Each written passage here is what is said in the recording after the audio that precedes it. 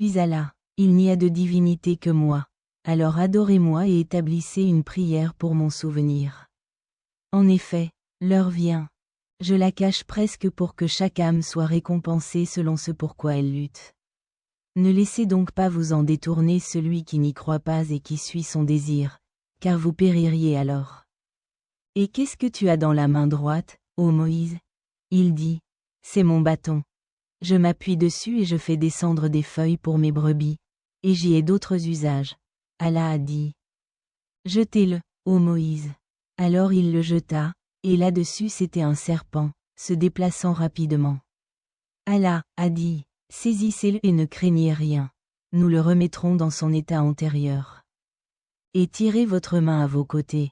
Il sortira blanc sans maladie, un autre signe, afin que nous puissions vous montrer, certaines, de nos plus grands signes.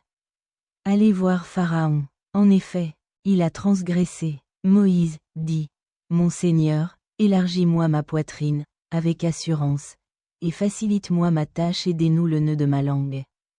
Afin qu'il comprenne mon discours. Et nomme pour moi un ministre de ma famille Aaron. En effet, tu es parmi nous, voyant toujours. Allah a dit, ta demande a été exaucée, ô Moïse. Et nous t'avions déjà accordé une faveur une autre fois, lorsque nous avons inspiré à ta mère ce que nous avons inspiré, en disant, jetez-le dans le coffre et jetez-le dans la rivière. Et la rivière le jetera sur la rive. Il lui sera un ennemi pour moi et un ennemi pour lui. Et je vous ai accordé de l'amour de ma part afin que vous soyez élevés sous mes yeux. Et nous t'avons favorisé, lorsque ta sœur est allée et a dit, dois-je te diriger vers quelqu'un qui sera responsable de lui? Nous t'avons donc rendu à ta mère afin qu'elle soit contente et ne s'afflige pas.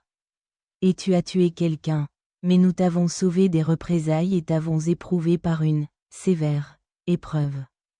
Et tu es resté quelques années parmi les habitants de Madian. Puis tu es venu, ici, au temps décrété, ô Moïse. Et je vous ai préparé pour moi-même.